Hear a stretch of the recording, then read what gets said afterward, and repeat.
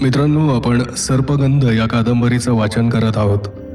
हे वाचन अशा स्वरूपाचं आहे की आपण कुठलाही भाग ऐकलात तरी आपल्याला फलश्रुतीचा अनुभव नक्की मिळेल. फक्त एकच करा की जो भाग आपण ऐकताय तो शेवटपर्यंत ऐका. तुम्हाला काय अनुभव येतो हे ऐकण्याची मलाही उत्सुकता आहे. आपले कॉमेंट्स, लाईक्स, शेअर्स यांची मला नेहमीप्रमाणे प्रतीक्षा आहे. आपण कथेकडे वळूयात. सर्पगंध.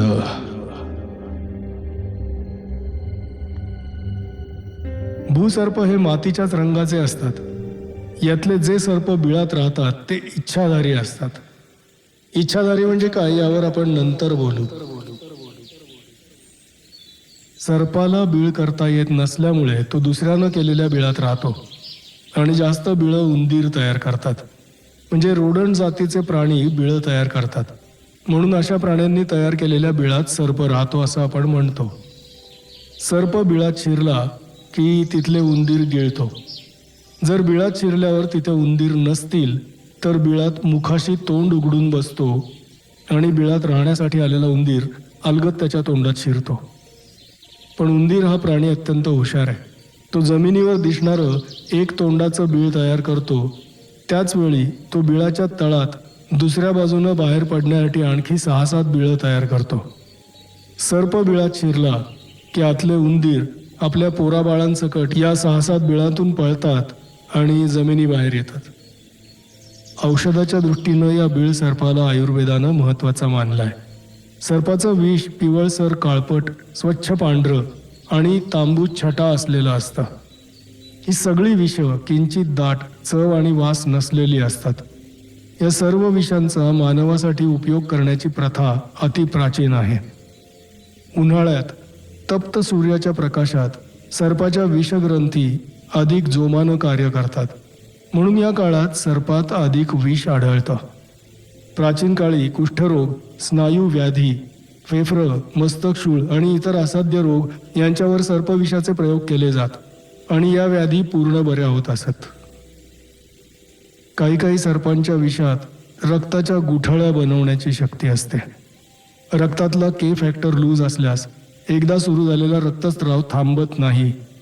अशा रोगावरही रक्तात गुठळ्या बनवण्याची शक्ती असलेल्या सर्पविषाचा औषध म्हणून उपयोग होतो. असं म्हणून नाथानं पद्मनाभकडे हेतुपूर्वक पाहिलं. मगाशी आनंद स्वामींनी खाली ठेवलेला पद्मनाभ हळूहळू सरकत आता नाथाच्या मांडीवर येऊन विसावला होता. त्यानंही नाथाकडे कृतज्ञतेनं पाहिलं. पद्मनाभच्या रक्तातला के फॅक्टर लूज होता आणि एकदा जखम झाली की रक्तस्राव थांबत नसे. रक्त गोठण्याची म्हणजे रक्ताच्या गुठळ्या होण्याची प्रक्रिया पद्मनाभच्या रक्तातही होत नसे. नाथाच्या इशाऱ्याचा अर्थ त्यामुळेच उर्मिलेच्या आणि माझ्याही लक्षात आला. पण यावर अधिक स्पष्टीकरण न करता नाथानं आपलं बोलणं चालू ठेवलं. दमा, संधिवात, उसण, पाणभरी म्हणजे प्लिहा, पाठीचे मणके आणि निद्रानाशाच्या व्याधींवर रॅटल नावाच्या सापाचं विष उपयोगी आहे असं लक्षण चिकित्सा म्हणजे होमिओपॅथी शास्त्राचं म्हणणं आहे. सर्पचरबी, सर्पाचे तेल, मणके, विषग्रंथी, सर्पाची कातडी यांचाही उपयोग अतिप्राचीन कालापासून भिन्न भिन्न मानववंश करत आलेले दिसतात. वृक्षसर्प जमिनीवर व बिळात राहत नाही. याआधी आणखी एक महत्त्वाची गोष्ट अशी की मगाशी सांगत असलेल्या बीळ सर्पातील 40 जाती प्राचीन काळी उडणाऱ्या होत्या. तर वृक्षावरील पक्ष्यांच्या घरट्यातील अंडी हे वृक्ष सर्पांचं मुख्य अन्न असतं आणि यांचा शत्रू ही पक्षीच असतात. हे सर्प वृक्षाच्या फांदीला शेपटी लपेटून जमिनीच्या दिशेनं उलटे लोंबकळत असतात. ज्या वृक्षावर ते असतात त्याच वृक्षांच्या सालींसारखा यांचा रंग असतो. त्यामुळे ते वृक्षांचाच एक भाग वाटतात. म्हणून त्यांना आपलं भक्ष्य पकडणं सोपं जातं. सर्पाच्या कातडीखाली 7 त्वचा असतात. प्रत्येक त्वचेच्या मध्ये मायोनीज नावाचा शेंबडट, चिकट आणि लिबलिबीत पदार्थ असतो. या पदार्थात विलक्षण थंडावा असतो. म्हणून साप हातात धरला तर तो अतिशय थंड लागतो. सापाच्या कातडीवर दगड आला तरी त्याची कातडी मायोनीजमुळे दगडाचा मार सहन करून पुन्हा पूर्वस्थितीत येते. शेपटीच्या टोकावरचा कणा, मणका खेचून घेऊन सर्प व्हॅक्यूम तयार करतो आणि हाच व्हॅक्यूम प्रत्येक मणक्याला पुढे ढकलतो. ही क्रिया सतत होत राहते आणि सर्प पुढे पुढे सरकू शकतो. म्हणून शेपटीकडून साप धरला की या व्हॅक्यूमचा उपयोग मणके पुढे सरकवण्यासाठी सापाला करता येत नाही आणि तो हवालदिल होतो. सर्पाच्या त्वचेतील मायोनीज पदार्थ विशिष्ट काळानंतर चिकट घामाच्या रूपानं कातडीच्या बाहेर येऊन साठू लागतो, इतका की तो सर्पाच्या डोळ्यावरही साठतो.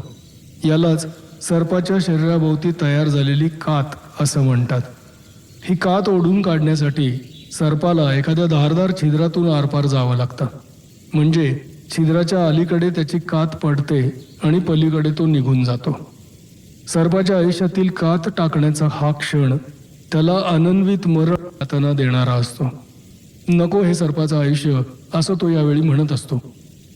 पण त्या यातनादायक छिद्रातून कात टाकून जेव्हा तो बाहेर पडतो तेव्हा त्याला इतका आनंद होतो की हा आनंद पुन्हा पुन्हा मिळावा म्हणून हेच आयुष्य मला पुन्हा पुन्हा दे अशी प्रार्थना तो परमेश्वराकडे करतो.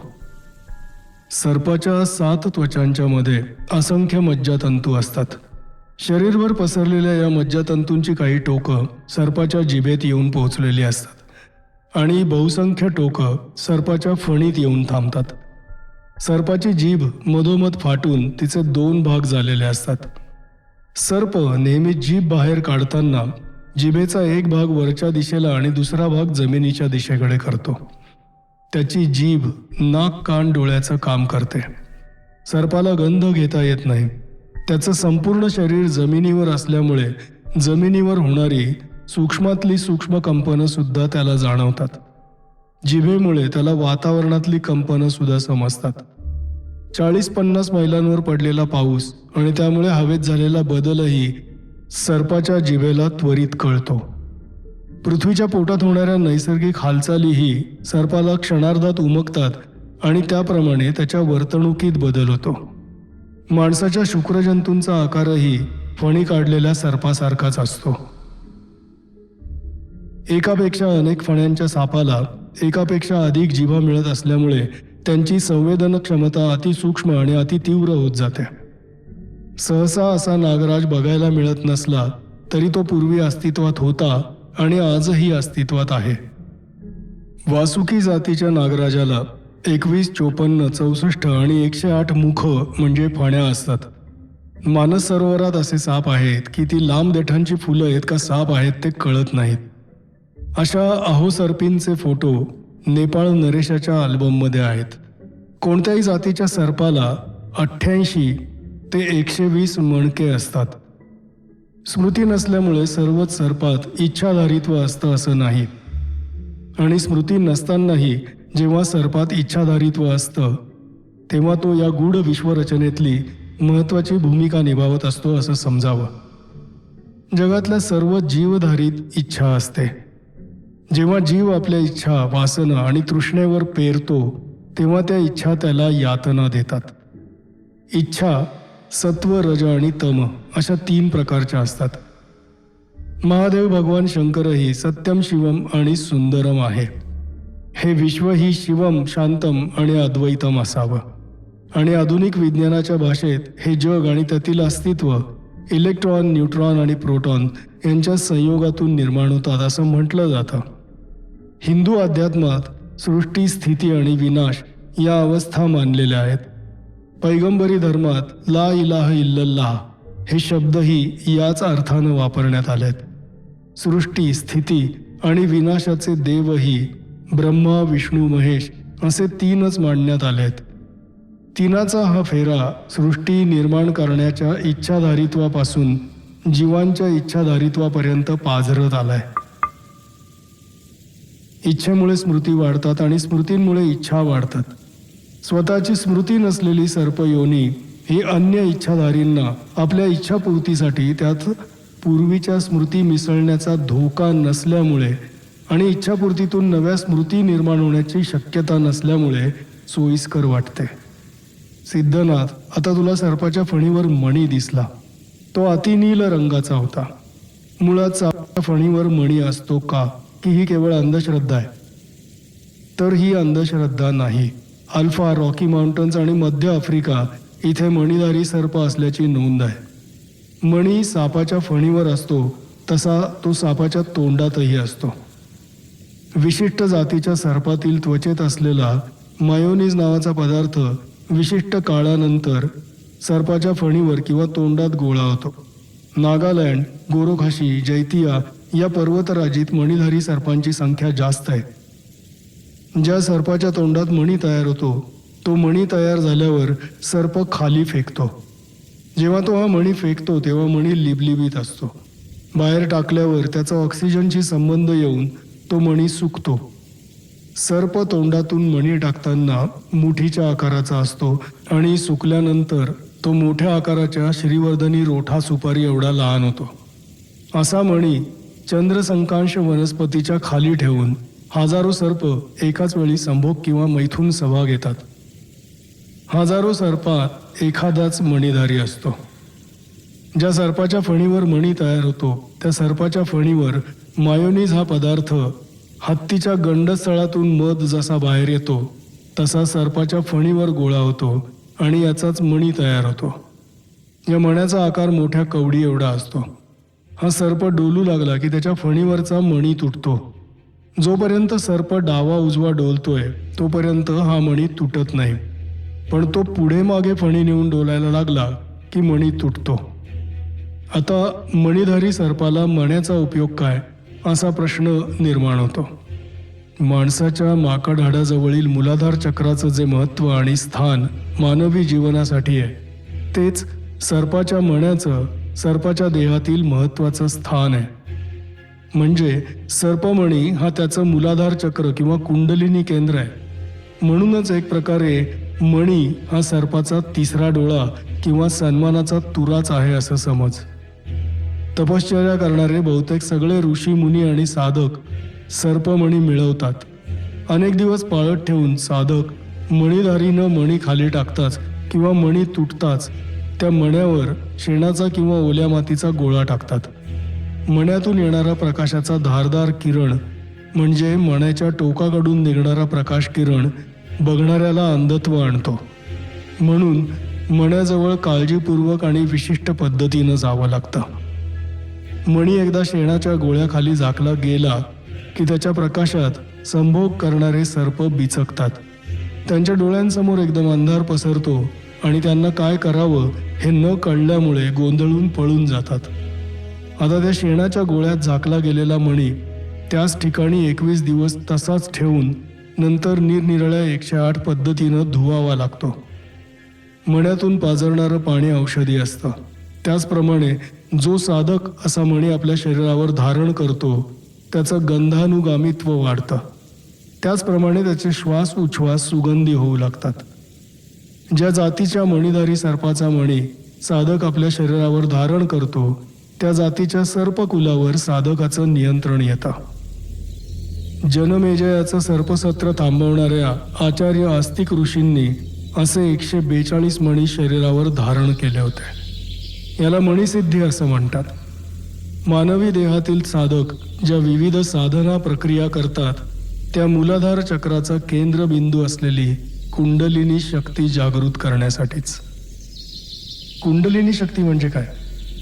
मानवी देहातील सर्व मज्जातंतू माकड हाडापासून सुरू होणाऱ्या मणक्याशी एकत्र येतात. मणक्याच्या पोकळीतून टाळूपर्यंत मज्जातंतूंचा हा जुडगा पोहोचतो.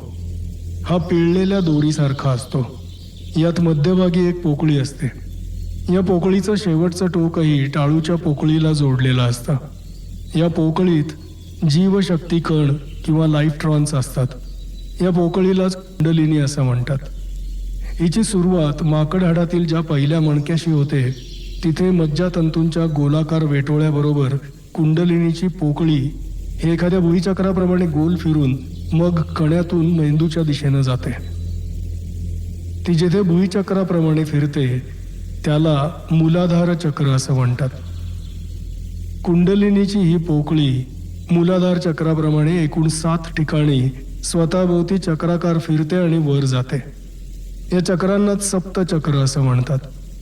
या कुंडलिनीच्या पोकळीत जे जीवशक्ती कण असतात ते ज्या गतीत चार्ज होतात त्याच गतीत ते मेंदूच्या पोकळीतील टाळूतील जीवशक्ती कणांना चार्ज करत असतात, शक्तिमान करत असतात.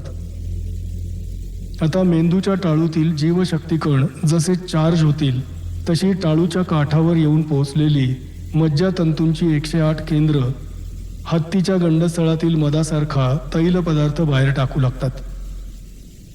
ज्या प्रमाणात हा तैल पदार्थ मज्जातंतूंच्या 108 गाठीतून बाहेर पडतो त्या प्रमाणात मेंदूचं एक एक केंद्र जागृत होऊ लागतं. माणसाच्या देहातली ही सगळी प्रक्रिया माकड हाडापासून टाळूपर्यंत जाण्यासाठी खालून वर म्हणजे उलटा प्रवास करते. खालची कुंडलिनी वरचा मेंदू जागृत करते, पण सर्पाची कुंडलिनी म्हणजे मणी ही मुळातच त्याच्या शरीराच्या वरच्या भागात असते. याचा अर्थ सर्पाच्या संवेदन क्षमता सतत अंतरिक्षातील हालचालींशी संपर्क साधून असतात. परंतु असं असलं तरी सर्पाला स्वतःची स्मृती किंवा विचार नसल्यामुळे त्याच्या अमर्याद संवेदन क्षमतांना हेतू मिळत नाही. माणसाच्या संवेदनांना हेतू आहे, पण त्याच्या शरीर रचनेमुळे त्याच्या स्मृतींमुळे या संवेदनांना मर्यादा आहेत. जर माणसाजवळचा हेतू आणि सर्पाच्या अमर्याद संवेदन क्षमता एकत्र आल्या तर नेमक्या याच हेतूनं सर्प नावाची ही फसवी योनी त्या विश्वनिर्मात्यानं तयार केली असावी. आणि म्हणूनच जरूर लागेल तेव्हा अंतरिक्षातील महान आत्मे मनुष्याशी संपर्क साधण्यासाठी सर्पयोनीत प्रवेश करत असतात.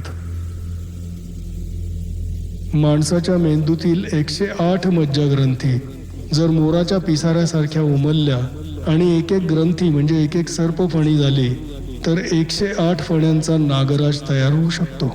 असं नाही वाटत तुला? नाथानं मला विचारलं. माझं तर डोकंच चक्रावून गेलं होतं.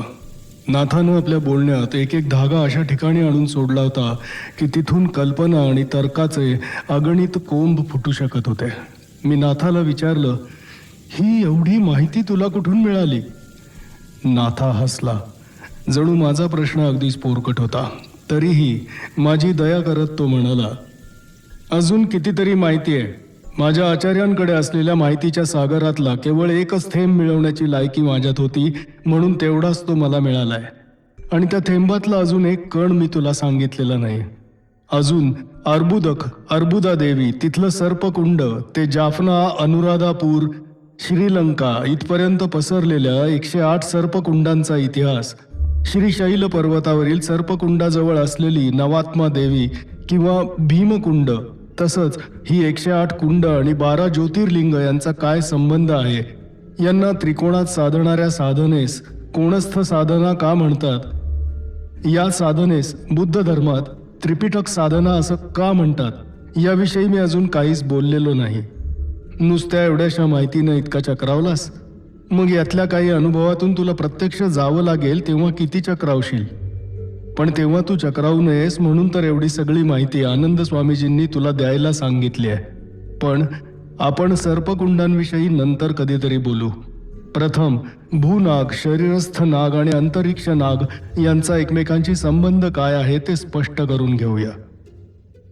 भूनागातील पृथ्वीवरील सर्पांविषयीची आपण घेतलेली माहिती सध्या पुरेशी आहे. भूनाग पृथ्वीच्या खालीही आहेत, परंतु ते वायू रूपात देखील आहेत.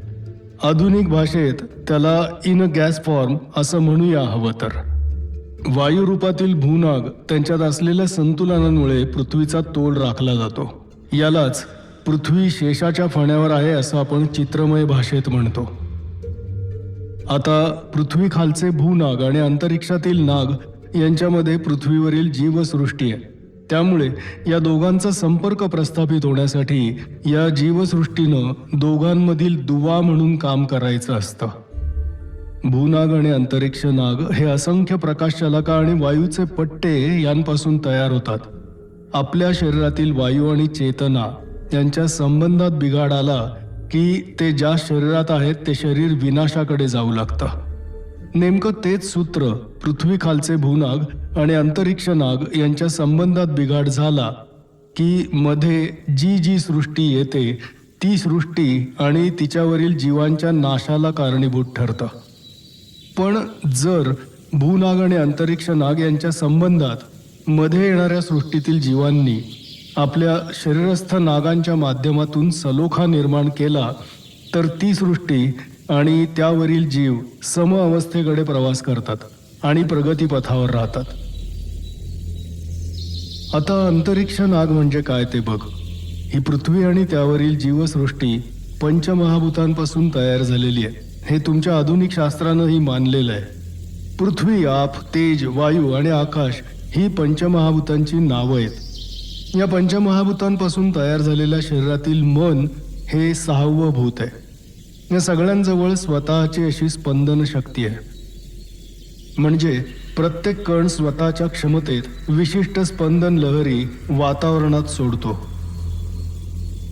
पृथ्वीपासून 56, आपापासून 52, तेजापासून 62, वायूपासून 54, आकाशापासून 72 आणि मनापासून 64 अशा एकूण 360 स्पंदन लहरी वातावरणात सोडल्या जात असतात. या सगळ्या स्पंदन लहरी पृथ्वीच्या वर आडव्या आणि वर्तुळाकार फिरत असतात. या लहरींना गण असेही म्हणतात. या वर्तुळाकार फिरत असल्यामुळे त्यांचा एक स्वाभाविक केंद्रबिंदू तयार होतो. या बिंदूत सगळ्या लहरींची शक्ती एकवटल्यामुळे हा बिंदूच आता सगळ्या लहरींवर नियंत्रण ठेवू लागतो. म्हणून हा लहरींचा म्हणजे गणांचा पती किंवा गणपती असतो. या गणपतीच्या बिंदूशी जीवानं सायुज्यता मिळवल्याखेरीज अंतरिक्षातील तेजोवान अस्तित्वांशी त्याला संपर्क प्रस्थापित करता येत नाही. म्हणून हिंदू धर्मशास्त्रात कोणत्याही देवाच्या पूजनाआधी किंवा कार्यारंभी गणेश पूजन महत्त्वाचं मानलेलं आहे. हा झाला पृथ्वीवरील पंचमहाभूतांचा प्रवास. आता अंतरिक्षाचा नकाशा पाहू. हे विश्व आणि त्याचे खंड उपखंड एका तेजोवान गोलकापासून तयार झालेले आहेत. ईशावास्यमिदं सर्वं यत्किंच जगत्यां जगत. This world and its constituents are made of high energy complex system असं तुमचं आधुनिक विज्ञान म्हणतं. या गहनतम चैतन्य शक्ती लहरींच्या केंद्राला हिंदू धर्मशास्त्र ईशम म्हणतं. या ईशम पासून स्वयंभूचं स्थान, स्वयंभूपासून प्रजापती, ब्रह्मन, शिव, विष्णू आणि मीनाक्षी या नावाचे वातावरण पट्टे तयार होतात. याच 5 पट्ट्यांपासून स्वर्गलोक, सुलोक किंवा सुवर्ग हा एक पट्टा तयार होतो. नंतर या पट्ट्यांचं विकेंद्रीकरण होतं. त्याआधी या स्वर्गलोकाविषयी आणखी माहिती अशी की यालाच बृहस्पती लोक किंवा आदित्य लोक असंही म्हणतात. आदित्य लोक म्हणजे हजारो सूर्यांचा सूर्य. असे 12 आदित्य या पट्ट्यात असतात. आपला सूर्य हा यातल्या एका आदित्यासमोर साधा मध्यम गतीतला तारा ठरेल इतका लहान असतो, असं मत अमेरिकेचा प्रख्यात अवकाशतज्ञ कार्ल सॅगन यानं व्यक्त केलंय. स्वर्गलोकातील पट्ट्याचं विकेंद्रीकरण होत असताना वेगवेगळ्या 33 कोटी तेजोलहरी बाहेर पडतात. यालाच हिंदू धर्मशास्त्र 33 कोटी देव असं म्हणतात. या 33 कोटी लहरींचं पुन्हा केंद्रीकरण होतं. हे केंद्रीकरण होत असताना 27 नक्षत्रांचा पट्टा तयार होतो. यांना कर्मदेव असंही म्हणतात. या 27 नक्षत्रांपासून प्रजापती, ब्रह्मा, शिव, विष्णू या 4 लहरींचे पट्टे अलग होतात. याला 27 नक्षत्रांचे 4 चरण असं म्हणतात. हाच अजानज लोक. इथलं अस्तित्व प्रकाशमय आणि पारदर्शक असतं. आता ही 27 नक्षत्र आणि त्यांचे 4 चरण यांच्यात गुणाकार होऊन दृश्य, जड आणि आत्म्याच्या रूपातील अदृश्य अशा इच्छाधारी सृष्टीवर 108 मार्गांनी आधीपासून घेतलेल्या सर्व लहरींचा वर्षाव करतात. या वर्षावाची प्रतिक्षिप्त क्रिया म्हणून जीव योनीचे 84 लक्ष मार्ग तयार होतात. म्हणजेच 84 लक्ष प्रकारचे जीव जन्मास घालणारी 84 लक्ष गर्भाशय किंवा योनी तयार होतात. यांनाच हिंदू धर्मशास्त्र वैश्वानराचा पट्टा असं मानतं. यानंतर मग पितृचिर लोक, देवगंधर्व लोक, मनुष्य गंधर्व लोक, पिशाच्य लोक आणि सर्वात शेवटी नागलोक अशी रचना असलेला पृथ्वीलोक अस्तित्वात आलाय. सिद्धनाथ, याआधी मी तुला सांगितलंय की मन आणि पंचमहाभूत यांपासून वेगवेगळ्या प्रकारच्या 360 स्पंदन लहरी पृथ्वीवरच्या वातावरणात उत्पन्न होत असतात. या लहरी आडव्या किंवा वर्तुळाकार फिरतात. आता या लहरींवर 27 नक्षत्र आणि 4 चरणांपासून तयार होणारे 108 प्रकारचे तेजो लहरींचे पट्टे उभे वर्तुळाकार फिरत मिसळतात. वरून उभ्या गोलाकार फिरणाऱ्या तेजो रेषा पृथ्वीवरच्या वातावरणात आडव्या वर्तुळाकार फिरणाऱ्या स्पंदन रेषांना जिथे जिथे छेदतात तिथे तिथे प्रकाशशलाकांचे बिंदू तयार होतात. याच प्रकाशशलाकांना हिंदू धर्मशास्त्र पवित्रक असं म्हणतं. अशा अनेक पवित्रकांच्या बिंदूंची जी एक रेषा ईशमपर्यंत तयार होत जाते त्या रेषेला नारायण रेषा असं म्हणतात. ही नारायण रेषा म्हणजे नियंत्याचा मार्ग आहे. प्रकाश शलाकांच्या बिंदूंनी तयार झालेल्या या नारायण रेषेभोवती अगणित प्रकाश कणांची आभा तयार झालेली असते. या आभेमुळे नारायण रेषा सर्पाकार दिसते, म्हणून या सर्पाकारास अंतरिक्ष नाग असं म्हणतात. हे अंतरिक्ष नाग अनंतम वासुकीं शेषम पद्मनाभंच कंबलम शंखपालम धृतराष्ट्रम च तक्षकम कालियम असे 9 प्रकारचे आहेत. हा प्रत्येक अंतरिक्ष नाग सृष्टी, स्थिती आणि विलय घडवीत असतो. अनंत नाग हा इच्छाधारित्वातून मुक्त करणारा आणि पोषण करणारा आहे. वासुकी पावित्र्याकडे नेणारा आहे. शेषनाग हा पृथ्वीचं संतुलन राखणारा म्हणून पृथ्वी धारण करणारा आहे. पद्मनाभ हा ज्ञान देणारा आणि इच्छाधारी आहे. कंबल हा कुठल्याही गोष्टीचा विस्तार करणार आणि आवश्यकतेनुसार झाकू शकणार असा आहे. स्त्रीच्या शरीरातील गर्भाशय, अंड्याचं कवच किंवा जीवधारीच्या शरीरात प्रजोत्पादनासाठी तयार होणारी गर्भाशय यांची निर्मिती या कंबल नावाच्या अंतरिक्ष नागापासून निघणाऱ्या तेजोलहरींपासून होते. शंखपाल हा अनेक आकाशगंगांचं पालन करतो. धृतराष्ट्र हा सर्जनाची प्रक्रिया चालू ठेवणारा अंतरिक्ष नाग आहे. ईशमपासून ज्या ज्या तेजोलहरी नामरूप रचनेपर्यंत येऊन पोहोचतात त्या तेजोलहरींना अवकाशातून खाली फेकण्याचं किंवा खालपर्यंत पोहोचवण्याचं काम तक्षकापासून निर्माण होणाऱ्या प्रेरणांनी होत असतं. आणि शेवटचा कालियम हा अंतरिक्ष नाग एका ध्वनीतून दुसरा ध्वनी निर्माण करतो. द्रवाचं घनात आणि घनाचं द्रवात परिवर्तन घडवतो. हा परिवर्तित आणि परावर्तित करणारा अमित गती आहे. म्हणजे हा कोणत्याही डायमेन्शनमधून गतिमान होऊ शकतो. आता हे अंतरिक्ष नाग आणि पृथ्वी यांचा संबंध कसा येतो? अंतरिक्षातील प्रकाश शलाका किंवा पवित्रकांच्या बिंदूंची नारायण रेषा जशी ईशमपर्यंत जाते तसंच या रेषेचं दुसरं टोक पृथ्वीवर जिथे टेकलं जातं तिथे तिथे क्षेत्रपाल देव तयार झालेले आहेत. क्षेत्रपाल देवांची ही ठिकाणं भूनाग आणि अंतरिक्ष नाग यांच्यातील दुवा म्हणून देहधारींना मदतरूप होण्यासाठी तयार झालेली आहेत. मनुष्याच्या कल्याणासाठी ही स्थानं कोणी शोधून काढली? महान आचार्य वसिष्ठ वामदेवादी गुरुजनांनी ही स्थानं शोधली. भूमीतून समविषम आणि तिर्यक अशा 3 प्रकारच्या स्पंदन लहरी उत्पन्न होत असतात. जिथे जिथे अंतरिक्ष नागांची टोकं भूमीवर टेकलेली आहेत तिथून समस्पंदनं बाहेर पडतात. वशिष्ठ वामदेवादी गुरुजन यांच्यात अँटी ग्रॅव्हिटी फोर्स होता, म्हणजे गुरुत्वाकर्षणावर त्यांचं नियंत्रण होतं. त्यामुळे ते भूमीपासून 1.5 फूट वर अधांतरी चालू शकत असत. अशा तऱ्हेनं अधांतरी चालून त्यांच्या चरण कमलांना भूमीतून निघणाऱ्या स्पंदन लहरी समजत असत. जिथून समस्पंदन लहरी निघतात असं त्यांच्या लक्षात आलं तिथे तिथे त्यांनी क्षेत्रपाल देवांची स्थापना केली. देव या शब्दाचा अर्थ द्युः म्हणजे तेजोलहरी. आता क्षेत्रपाल देव कोणकोणते आहेत? सिद्धनाथ, तू महाराष्ट्रातला आहेस. महाराष्ट्रात ज्योतिबा, खंडोबा, म्हसोबा, रवळनाथ असे क्षेत्रपाल देव आहेत. या सगळ्यांचा सर्प किंवा नाग यांच्याशी सतत संदर्भ वा संबंध आलेला दिसतो. या सर्व क्षेत्रपाल देवांचा इतिहास आता आपण पाहूयात. अखिल विश्व ब्रह्मांडाचा क्षेत्रपाल देव हा कालपुरुष आहे. यालाच महान काल किंवा महाकाल असं म्हणतात. अव्याहतपणे चाललेल्या या विश्व सोहळ्याचा एकमेव देव हा जगतः पितरौ किंवा जगतपिता या नावानंही ओळखला जातो. त्यास भगवान शंकर किंवा शिव असंही म्हटलं जातं. विश्वब्रह्मांडाचं अखंडपणे चाललेलं सर्जनत्व हे शिवातून म्हणजे पावित्र्यातून होत असल्यानं शिव हा अखिल ब्रह्मांडाचा अधिष्ठाता देव मानला जातो. विश्वसर्जनाच्या मूलगामी विचारांशी मूलतः 3 विचार असतात: परिपूर्ण पावित्र्य ॲब्सोल्यूट प्युरिटी, परिपूर्ण ज्ञान ॲब्सोल्यूट नॉलेज आणि परिपूर्ण साधना सिद्धी ॲब्सोल्यूट पेनन्स.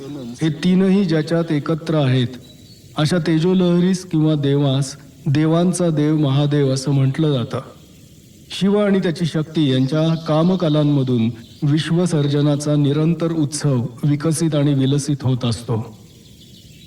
अखंडितपणे वर्धमान होणाऱ्या जीवसृष्टीच्या पवित्र यज्ञात शिवाचं म्हणजे पावित्र्याचं स्थान अनन्यसाधारण असणं साहजिकच आहे.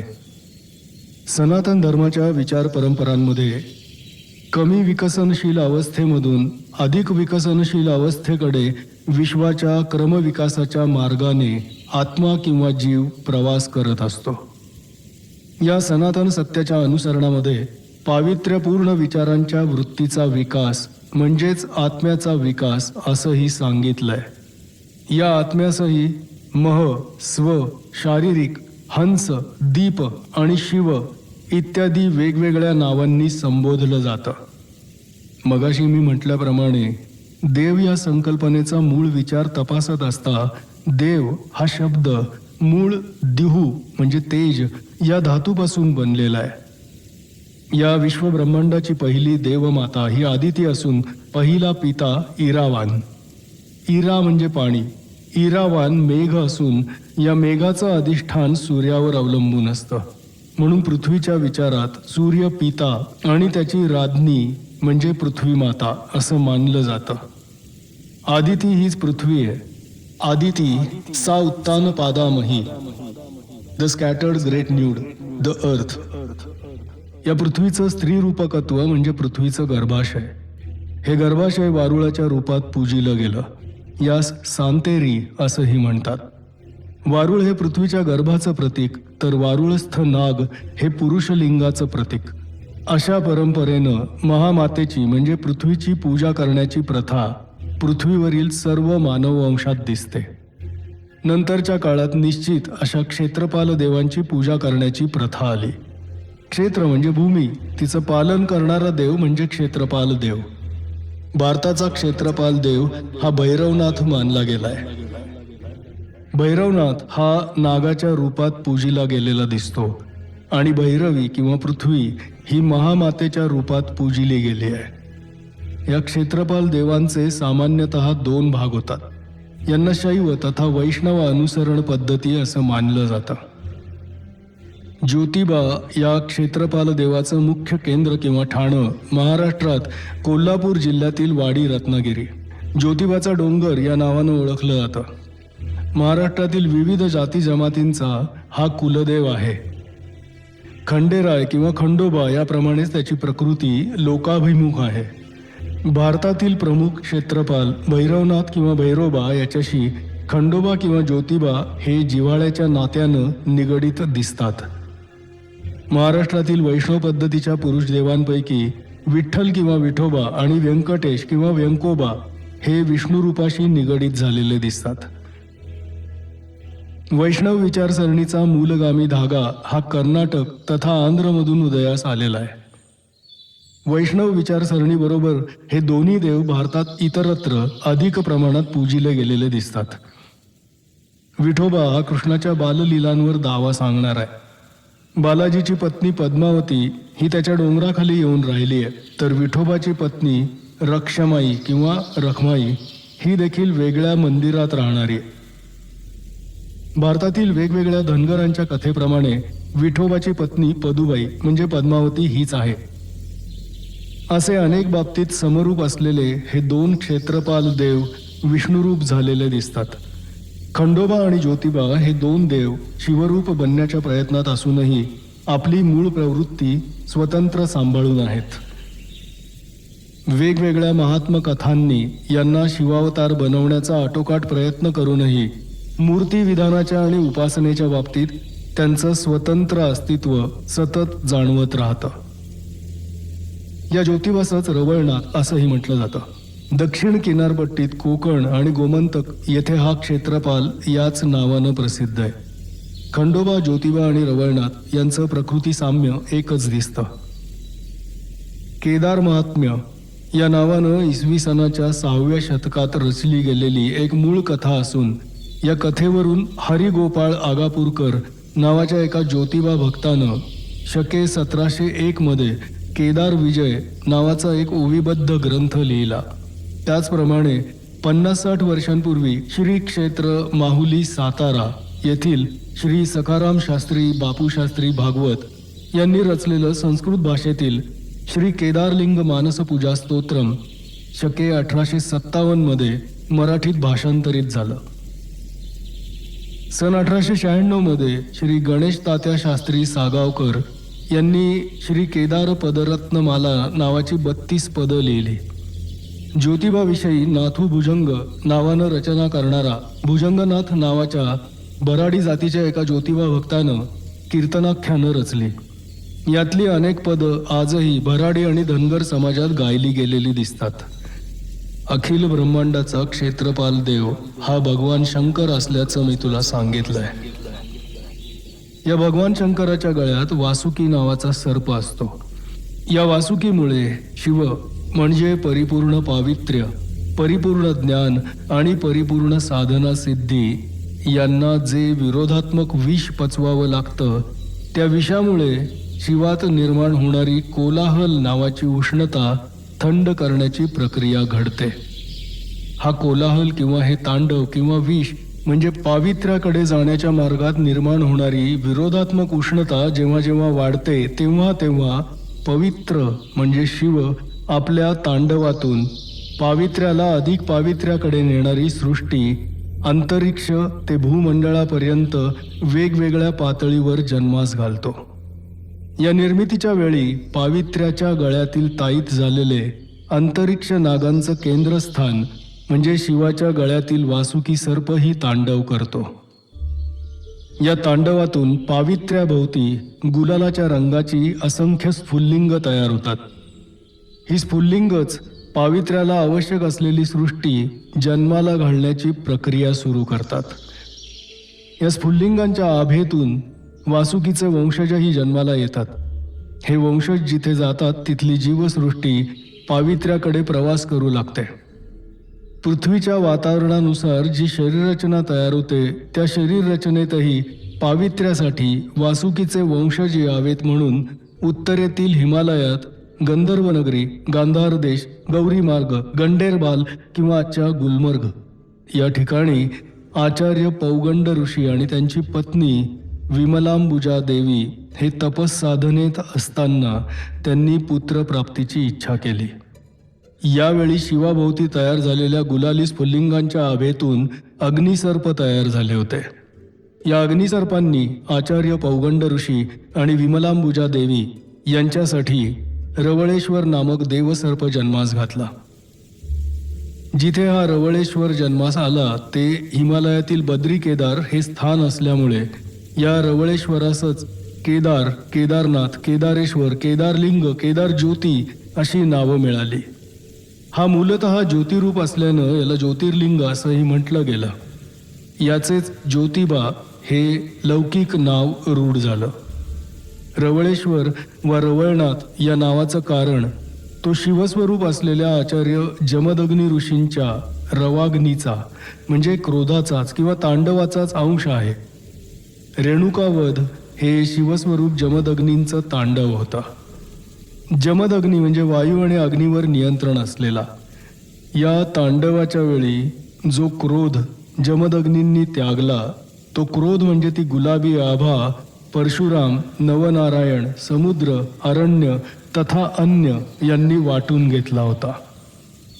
नवनारायणांकडे आलेला क्रोध म्हणजे अग्निस्फुल्लिंग एकत्र येऊन ज्योतिर्लिंग जन्मास आली. अशा प्रकारे प्रकटलेला हा देवसर्प रवळेश्वर किंवा ज्योतिर्लिंग किंवा ज्योतिबा करवीर निवासी महालक्ष्मी किंवा अंबाबाई हिच्या आग्रहानं दक्षिणेत आला म्हणून त्यास दक्षिण केदार असंही म्हणतात. मित्रांनो, आपण सर्पगंध ही कादंबरी ऐकत आहोत आणि या कादंबरीचा हा भाग तुम्हाला कसा वाटला? मला उत्सुकता आहे तुमच्या कॉमेंट्सची. लाईक, शेअर आणि सबस्क्राईब केलं नसेल तर करून ठेवा आणि बेल आयकॉनचं बटन दाबून ठेवा. पुढच्या भागासाठी सनसोहम या चॅनलला भेट द्यायला विसरू नका. पुढच्या भागामध्ये आपण नक्कीच भेटू. तोपर्यंत बाय बाय.